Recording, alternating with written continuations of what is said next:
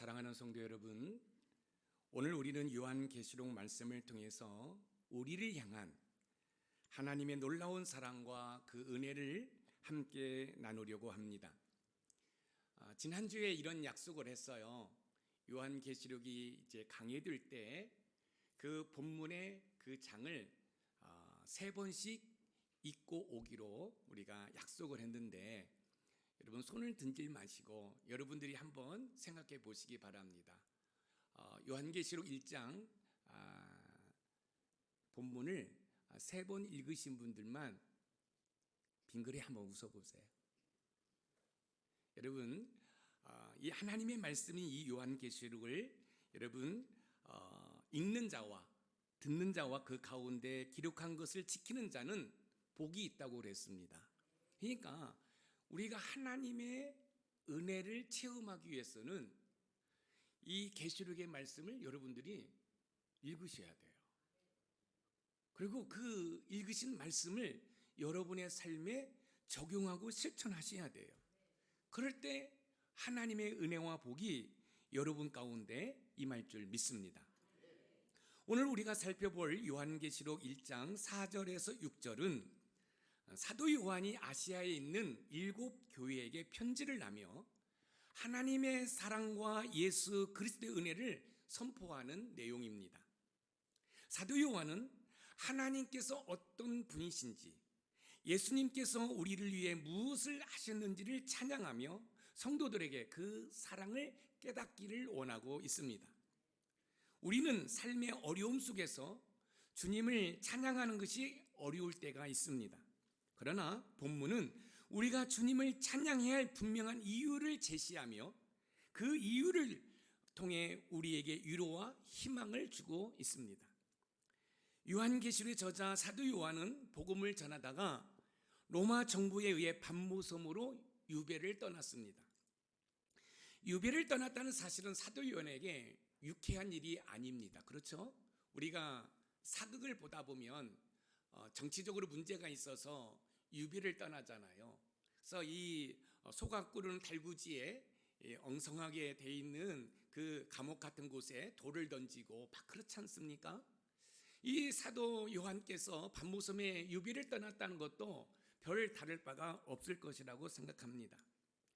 하나님께서는 반모섬으로 유배를 간 사도 요한에게 천사를 보내서 예수 그리스도가 어떤 분이신지 여러분 환상 가운데 보여주십니다.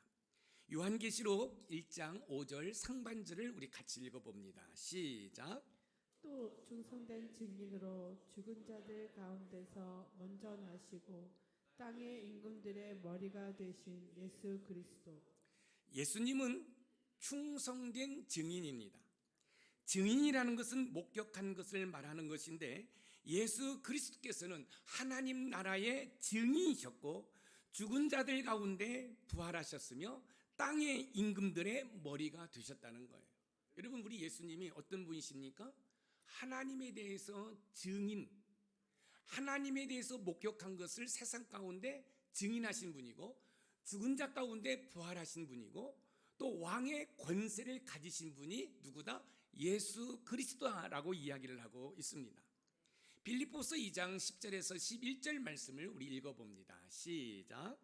하늘에 있는 자들과 땅에 있는 자들과 땅 아래에 있는 자들로 모든 무릎을 예수의 이름에 꿇게 하시고 모든 입으로 예수 그리스도를 주라 시인하여 하나님 아버지께 영광을 돌리게 하셨느니라. 반모섬으로 유배를 떠난 이 사도 요한에게 하나님께서 사자를 보내 환상 가운데 예수 그리스도가 어떤 분이신지 알게 하셨습니다. 그리고 그 사실을 깨달은 사도 요한은 7 교회에 편지를 쓰다가 주님을 찬양하며 영광을 돌리고 있습니다. 사도 요한이 주님을 찬양하며 영광을 돌리는 모습이 오늘 본문에는 자세히 나오지 않았지만 말씀을 묵상하다 보면 사도 요한이 감격하여 찬양과 영광을 돌리는 모습을 엿볼 수가 있습니다. 복음을 전하다 반모섬으로 유배를 갔는데 하나님께서 천사들을 보내 반드시 속히 일어날 일에 대해서 보이시고 특별히 예수 그리스도가 어떤 분이신지 지금 보여주고 깨닫게 하셨습니다. 이때 사도 요한은 너무너무 감격해서 하나님께 또 예수 그리스도께 찬양과 영광을 돌릴 것을 이야기하고 있습니다. 그럼 사도 요한은 예수 그리스도에 대해서 무엇을 깨닫고 찬양과 영광을 돌리고 있는지 살펴보면서 하나님의 은혜를 나누어 보도록 하겠습니다. 자, 첫 번째, 주님을 찬양해야 할 이유는 나를 계속 사랑하시기 때문입니다. 사도 요한이 주님을 찬양해야 할 이유에 대해서 말하기를 주님께서 나를 계속해서 사랑하시기 때문에 그 주님께 찬양을 올려드려야 된다라고 이야기를 하고 있습니다. 오늘 본문 요한계시록 1장 4절 말씀을 읽어봅니다. 시작.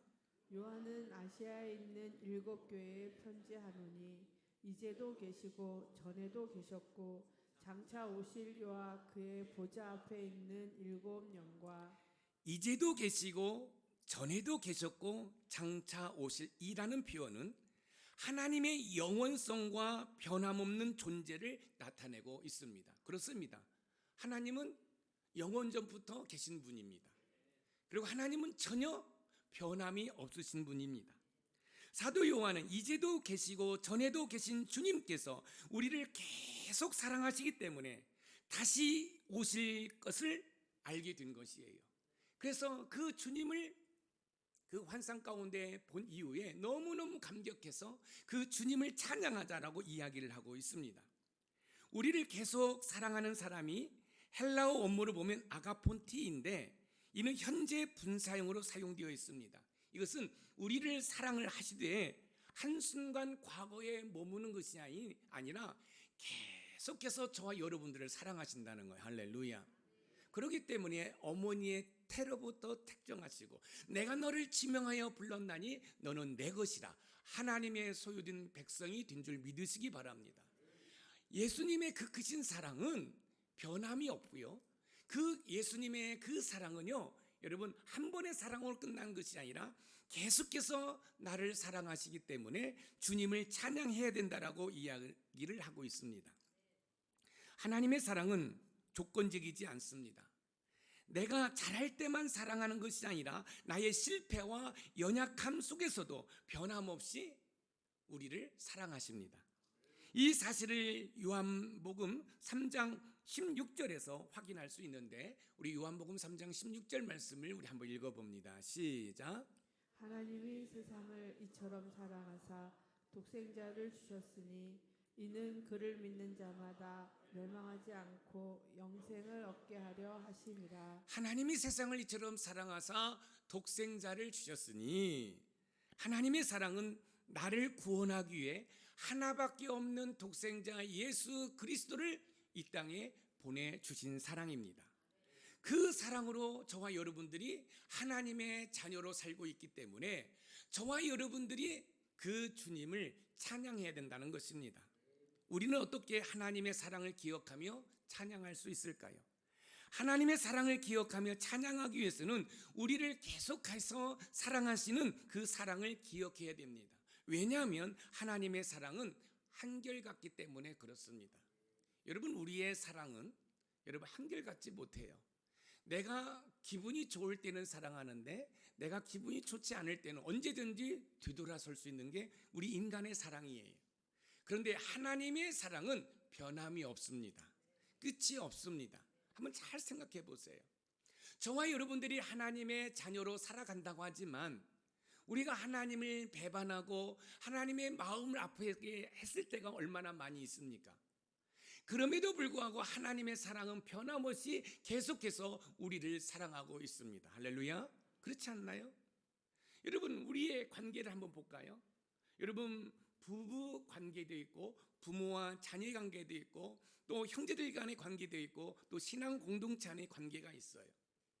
여러분, 우리의 이 관계의 사랑은 영원하지 못합니다. 아니, 때로는 영원할 수 있지요. 그러나 나의 감정, 나의 기분 따라 이 사랑은 달라집니다. 그러나 주님의 사랑은 한결같아요. 변함이 없어요. 그렇기 때문에 사도 요한은 예수 그리스도가 어떤 분이신지를 바로 깨닫고 그 주님을 찬양하자라고 이야기를 하고 있는 것입니다. 하나님께서는 내가 연약할 때에도 나를 사랑하시는 줄 믿으시기 바랍니다. 로마서 5장 8절 말씀을 한번 읽어볼까요? 시작.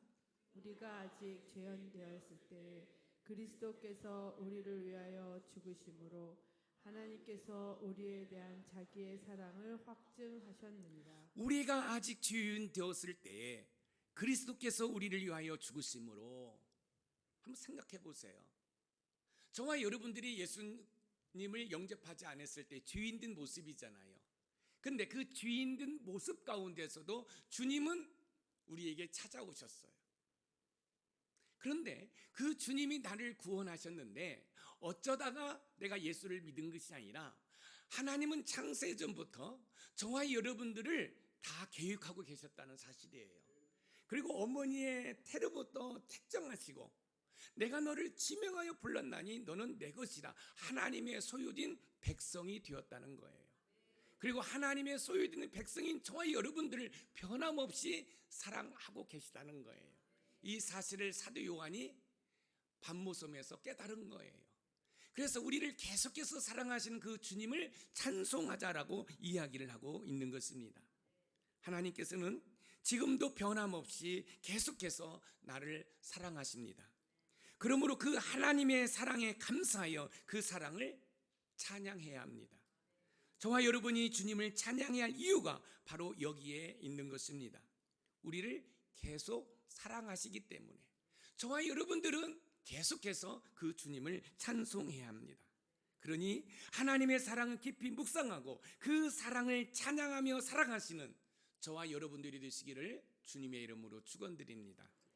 두 번째, 주님을 찬양해야 하는 이유는 나를 피 흘리심으로 죄악에서 구원하셨기 때문에 주님을 찬양해야 됩니다.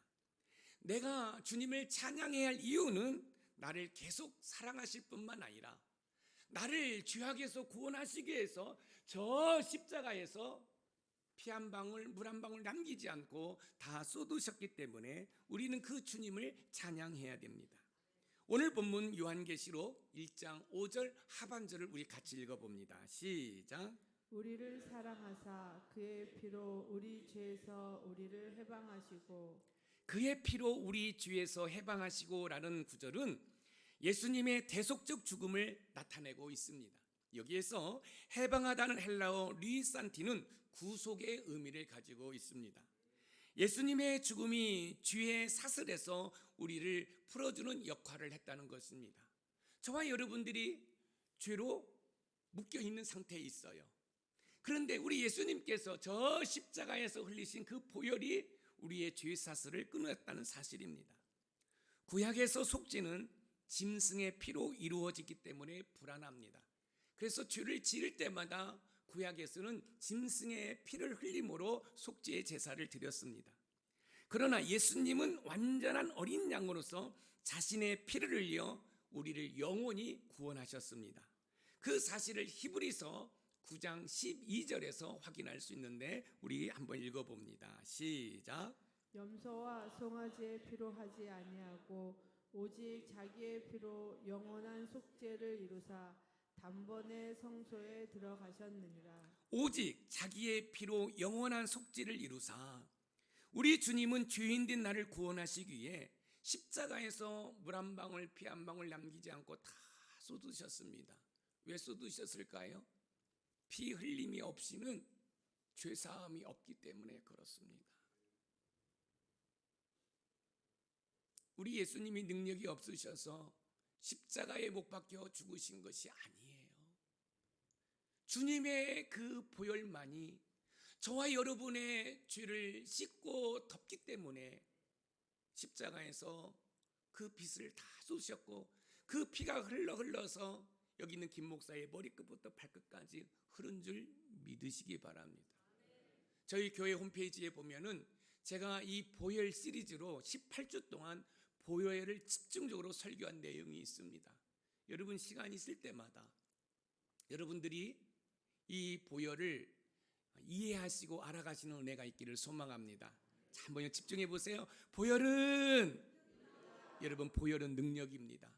여러분들이 영적인 삶을 살아가기 위해서 이 보혈만 잘 사용해도 하나님의 말할 수 없는 은혜와 복을 누리게 되는 줄 믿으시기 바랍니다.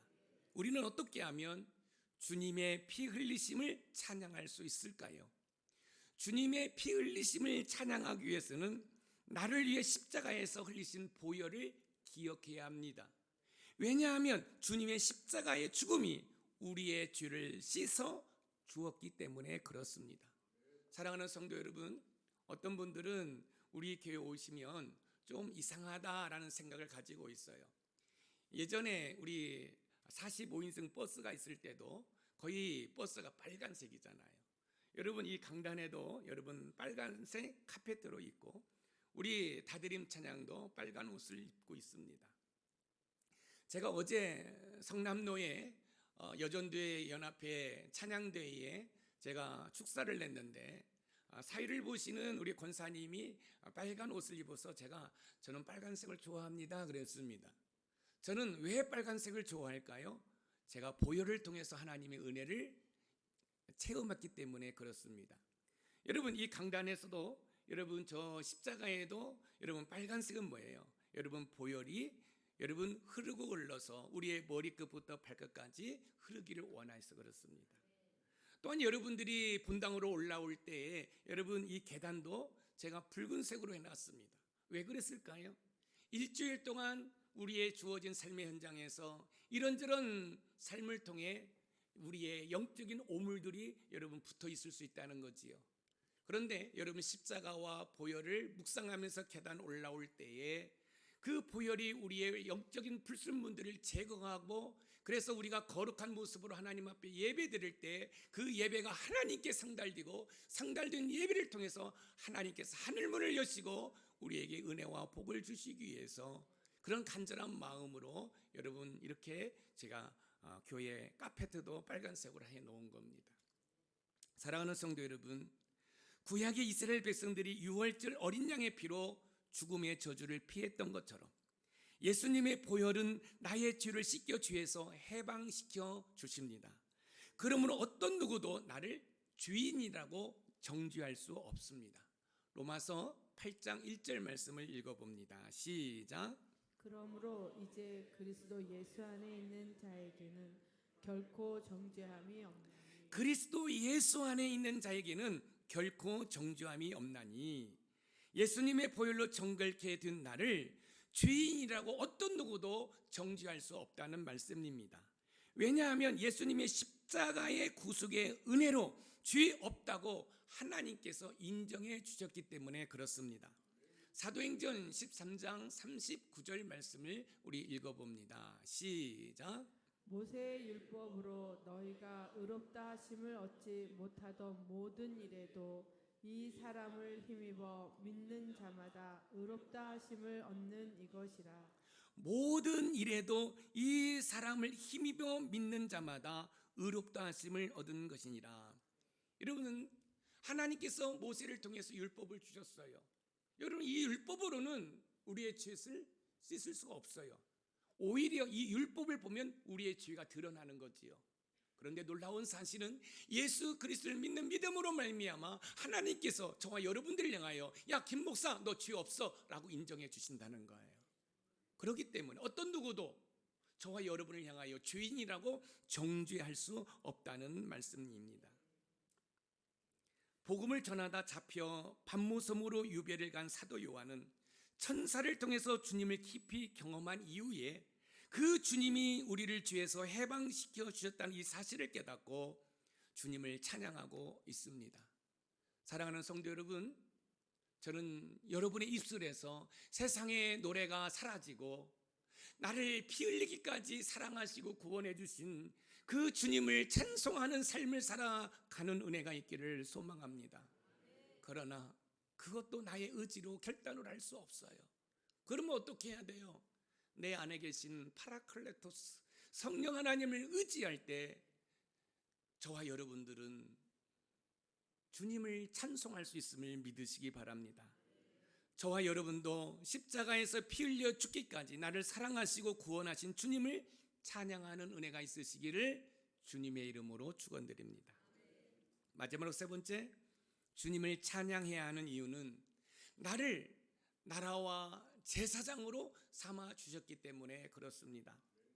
내가 주님을 찬양해야 할 이유는 나를 계속해서 사랑하시고 피를 흘리기까지 나를 구원하시고 나를 하나님의 나라의 제사장으로 삼으셨기 때문에 주님을 찬송해야 됩니다.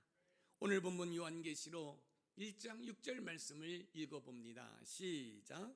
그의 아버지 하나님을 위하여 우리를 나라와 제사장으로 삼으신 그에게 영광과 능력이 세세토록 있기를 원하노라.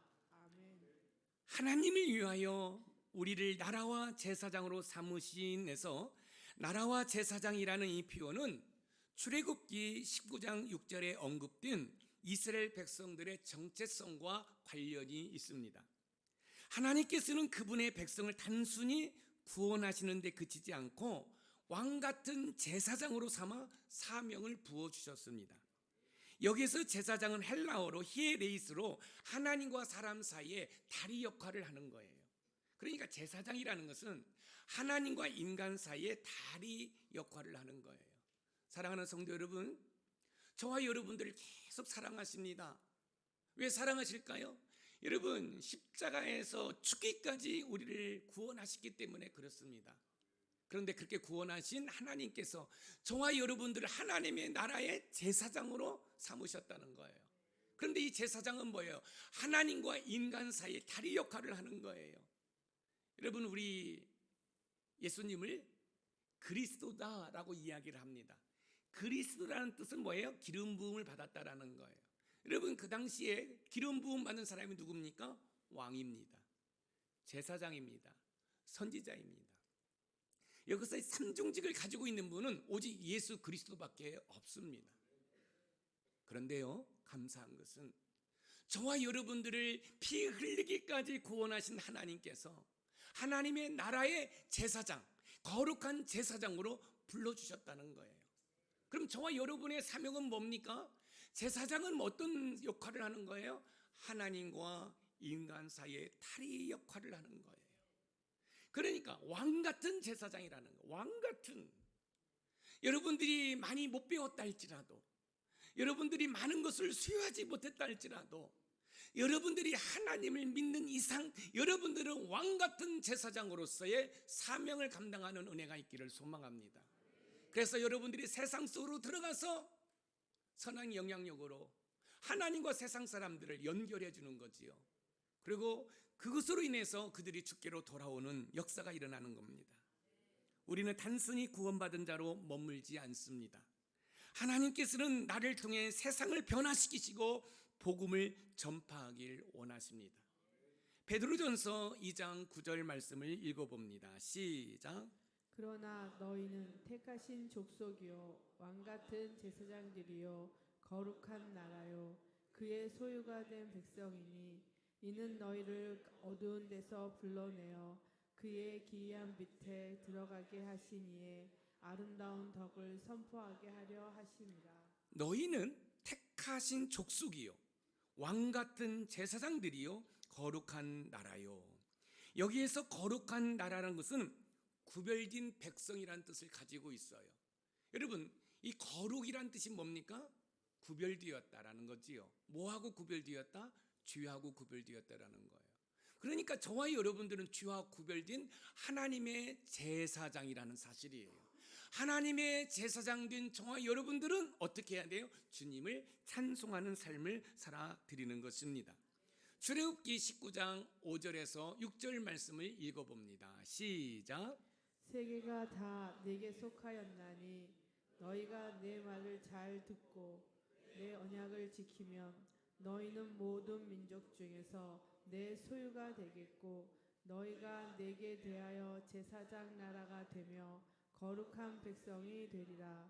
너는 이 말을 이스라엘 자손에게 전할지니라. 제사장 나라가 되며 거룩한 백성이 되리라.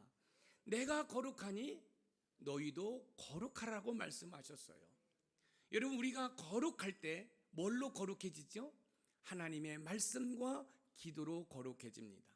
열심히 말씀을 읽으시고 열심히 기도하실 때 여러분들이 거룩해지기 때문에 거룩하신 하나님의 존전에 나아가 하나님을 대면할 수 있고, 하나님을 대면할 때 여러분의 인생의 갖가지 문제가 하나님의 은혜로 해결됨을 믿으시기 바랍니다. 우리는 어떻게 하면 나라와 제사장의 역할을 감당할 수 있을까요? 나라와 제사장의 역할을 감당하기 위해서는 거룩해져야 합니다. 왜냐하면 하나님께서 우리를 구별하여 그분의 사명을 맡기시기 때문에 그렇습니다. 그렇기 때문에 목사인 저를 비롯하여 우리 높은산 생명교회 모든 성도들이 말씀과 기도로 거룩해져서 하나님의 왕같은 제사장의 사명을 감당하는 은혜가 있기를 주님의 이름으로 축원드립니다. 구약의 제사장이 하나님께 나아가 백성을 위해 중보했듯이 저와 여러분도 기도와 섬김을 통해 세상의 제사장의 역할을 감당하는 은혜가 있기를 소망합니다. 세상 속으로 들어가 선한 영향력을 끼칠 수 있는 은혜가 있기를 소망합니다. 우리가 지난 금요 성령 집회 때 나라와 민족을 위해서 기도했습니다. 나의 조국 대한민국이 지금 울고 있습니다. 나의 조국 대한민국이 지금 위기에 빠져 있습니다. 이때 저와 여러분들이 해야 할 일이 뭡니까? 하나님의 권능을 의지하고 하나님 앞에 나와서 나의 조국 대한민국을 위해서 기도하셔야 됩니다. 우리 조경숙 권사님께서 기도하시면서 나라와 민족을 위해서 기도하셨던 것처럼 여러분, 나라가 무너지면 하나님을 예배할 수 없습니다. 나라가 무너지면 우리의 행복이 사라집니다. 그러므로 여러분들이 거하는 그곳에서 나의 조국 대한민국을 위해서 기도해 주시는 은혜가 있기를 소망합니다. 수많은 선교사님들이 이 땅에 복음을 전하기 위해서 순교하셨습니다. 그분들이 자기의 나라가 있음에도 불구하고 이 조선에 묻히고자 하여 지금 양화진이라는 곳에 선교사 모역들이 있습니다. 그분들이 수많은 사람들이 저와 여러분들에게 복음을 전해주기 위해서 그렇게 순교하셨습니다. 그런 나라입니다. 복음으로 세운 나라입니다. 아무리 정치가 혼란스럽다 할지라도 만군의 여호와 하나님이 우리나라를 붙드시면 이 위기에서 극복될 수 있음을 믿으시기 바랍니다. 하나님께서 나를 나라와 제사장으로 부르셨기 때문에 그 부르심에 순종하여 주신 사명은 다하는 것으로 주님을 찬양하는 저와 여러분들이 되기를 소망합니다.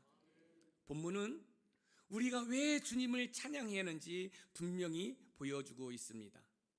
하나님께서는 나를 계속적으로 사랑하시고 피 흘림으로 주에서 구원하셨을 뿐만 아니라 구원하신 이후에 나라와 제사장으로 삼으셨기 때문에 우리는 주님을 찬양해야 합니다. 그런데 안타까운 것은 하나님의 놀라운 은혜를 받았음에도 불구하고 죄로 인해 온전히 주님을 찬양하지 못할 때가 많습니다. 그렇죠? 입에서 찬송이 나오기보다는 원망과 불평이 나옵니다. 저주가 나옵니다.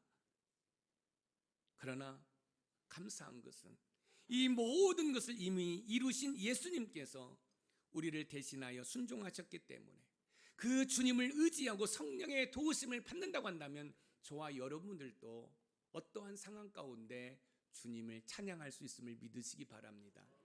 지금 사도 요한이 어디에 있습니까? patmos섬에 있습니다. 여러분, 놀러 간 게 아니에요. 야유회 간 게 아니에요. 복음을 전하다 로마 정부에 잡혀서 patmos섬에 유배를 갔습니다. 자유가 없습니다. 외롭습니다. 쓸쓸합니다. 그런데 그거 아시죠? 내가 힘들고 어려울 때 우리 주님은 반드시 찾아와 주시는 줄 믿으시기 바랍니다. 어떻게 찾아오신다고요? 반드시 찾아오십니다. 사도 요한이 patmos섬에 외롭고 힘들 때 하나님께서 이 사도 요한에게 환상 가운데 예수님이 어떤 분이신지를 다 보여주었습니다. 예수님은 어떤 분이시에요? 계속해서 나를 사랑하시는 분입니다. 본인의 그 피를 다 흘리기까지 우리를 사랑하시는 분입니다. 그뿐만 아니라 하나님 나라의 제사장으로 삼으셨습니다. 그렇기 때문에 저와 여러분들은 주님을 찬송해야 될 줄 믿습니다. 나를 계속 사랑하시고 피 흘림으로 주에서 구원하셔서 나라와 제사장으로 삼으신 주님을 찬양하는 우리 높은산 샘물의 모든 가족이 되기를 주님의 이름으로 축복합니다. 오늘 말씀의 키워드입니다. 우리 같이 읽어볼까요? 시작.